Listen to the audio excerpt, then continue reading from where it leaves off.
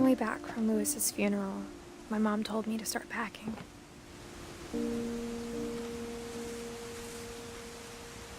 She waited until the day before we left to tell Edie.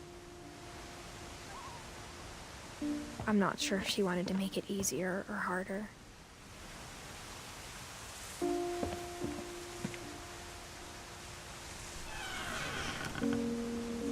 I wish we'd stayed.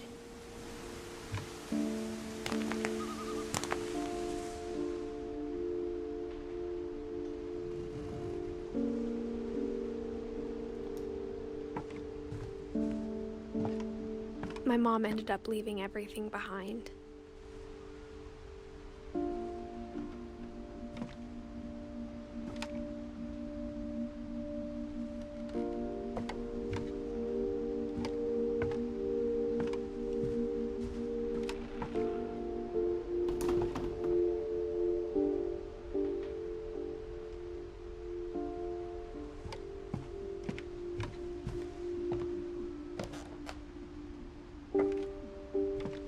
What happened that night had been coming for a long time. Maybe it should have come sooner.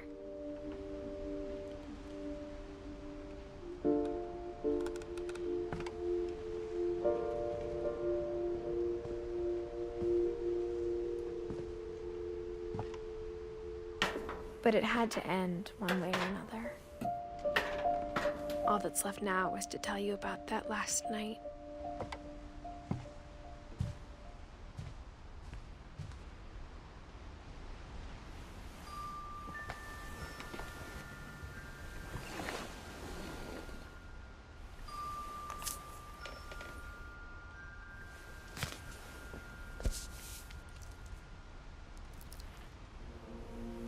That whole last day, Edie just watched us pack and didn't say a word.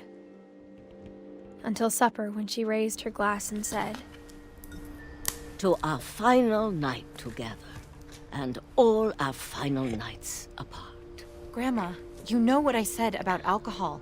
Some of your medications are very Edith, specific. I left a present for you in the hallway.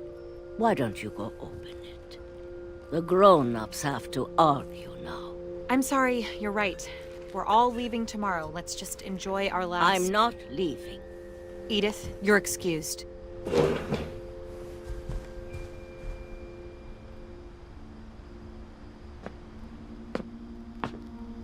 The power had been shut off that morning, but Edie always had plenty of candles. When my mom sealed the library, I don't think she knew about the other entrance. Or that Edie had a key to it.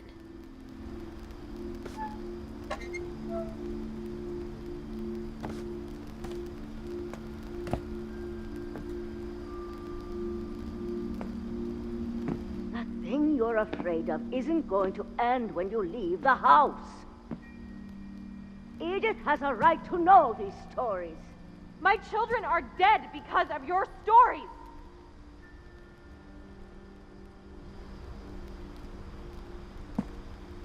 I think it's best if Edith and I leave tonight. We'll have the nursing home send a van for you in the morning, okay?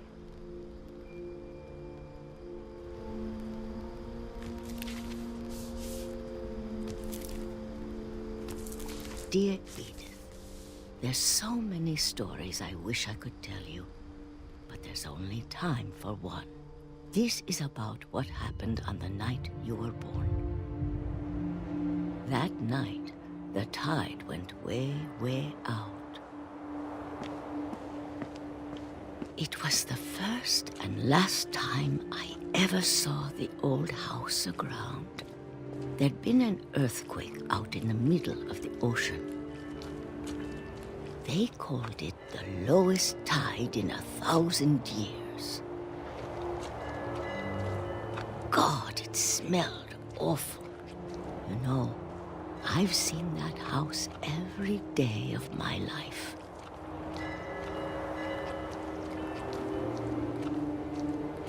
But I never thought I'd go back to it.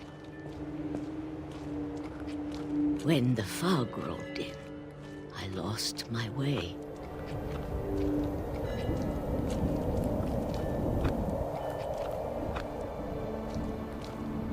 I got turned around.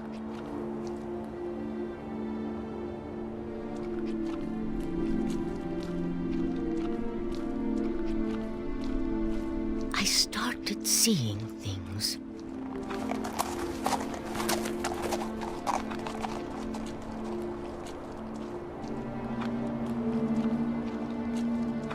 Things I'd forgotten had ever existed.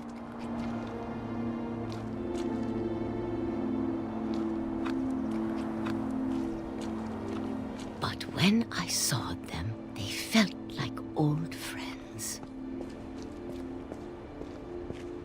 That night, a lot of things came back to me. Or maybe I came back to them.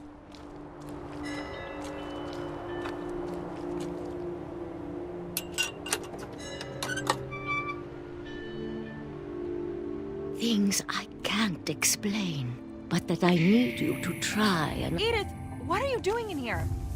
It's mine. Edith! Mom, you're gonna rip it! Let go! I kicked and screamed, but Mom dragged me to the car.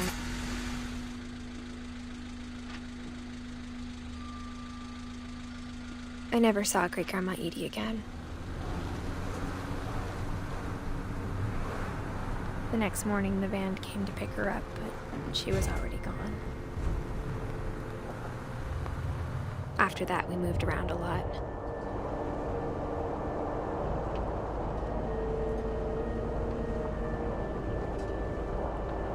We both tried to make the best of it.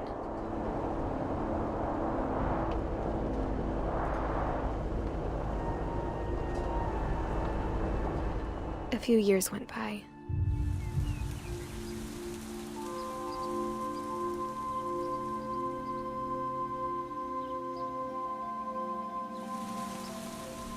My mom didn't like to talk about it, but she started getting sick a lot. The rest happened pretty quickly.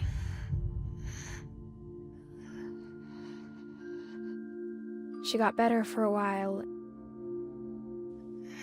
and then she didn't. And then I was alone.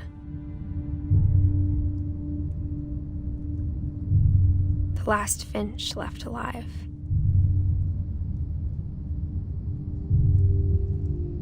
Until I found out about you. I'm still not sure what to tell you about all this. If we lived forever, maybe we'd have time to understand things. But as it is, I think the best we can do is try to open our eyes. And appreciate how strange and brief all of this is.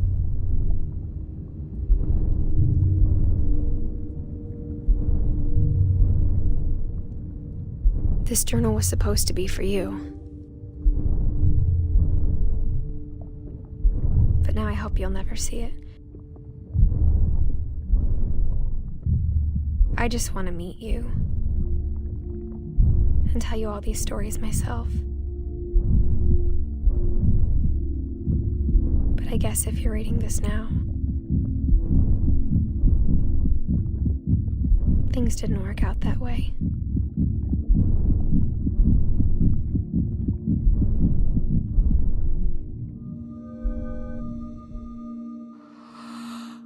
This is where your story begins. I'm sorry I won't be there to see it. It's a lot to ask, but I don't want you to be sad that I'm gone. I want you to be amazed that any of us ever had a chance to be here at all. Good luck.